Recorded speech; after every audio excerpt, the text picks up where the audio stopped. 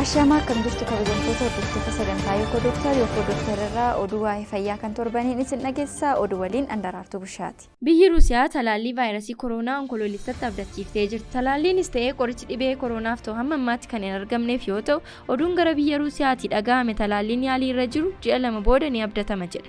Haaluma kanaan onkoloolessa keessa talaallii baay'inaan lammiilee isheef akka laattu aangawoonni biyyattii ibsaniiru. Itti dabaluunis hakiimonni fi barsiisotni warreen talaallicha jalqabarratti argatan ta'u jedhameera.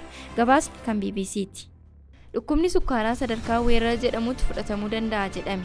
Bara 2019tti addunyaa guutuutti namoonni miliyoona 469 ta'an dhibee sukkaaraan kan qabaman yoo ta'an, haala kanaan yoo itti fufee waggaa 20 booda miliyoona 700 ga'uu akka danda'u ibsame. Kunis gammoojjii Saharaa gaditti biyyoota argamanitti parsantii 100 ol dabaluuf akka deemu dhaabbanni dhibee sukkaaraa idil addunyaa akeekkachiiseera jedhan pirezidaantiin dhibee sukkaaraa Itoophiyaa Dr. Abdurrazaaq Ahmed. Akka Dr. Abdurrazaaq jedhanitti namoonni umuriin isaanii waggaa 40 ol ta'ee fi akkasumas umurii kam keessatti yoo argamanii mallattoolee akka bishaan utuu dhuganii dheebuchuu, fincaan amma fincaa'uu, amma beela'uu fi sababa malee qaamni huqqachuun yoo jiraate laaboraatooriidhaan dhibee sukkaaraa qabaachuu fi dhabuu isaanii adda baafachuun rakkoo xaxaa dhibeen kun namatti fidu dursanii ittisuuf bu'aa guddaa qaba jedhan. Akeekanis namoonni dhukkuba sukkaaraa qabaachuun isaanii mirkanaa'e immoo hakiima isaanii waliin mari'achuun yoo xiqqaate ji'a 3tti al tokko hordoffii gochuun barbaachisaa akka ta'ee fi haala hakiima isaaniin waliin mari'atanii nyaata, qoricha, sochii qaamaa fi haala jireenya ofii sirreeffachuun eeggannoo barbaachisaa gochuu akka qaban Yookoo Doctor-tti himaniiru.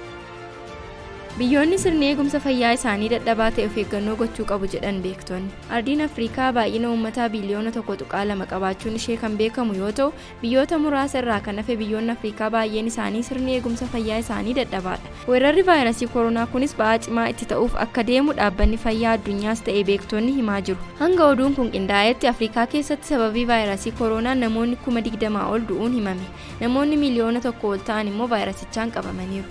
Beektonni akka jedhanitti sirni fayyaa biyyoota Afrikaa haala salphaan rakkoo cimaa keessa sababa weerara kanaan akka galaa jiruu fi gara fuulduraatti eeggannoo cimaa fi hoggansi sirnoota fayyaa yoo cimuu baate rakkoo hamaa biyyoota baay'ee irratti fiduu danda'a jedhame.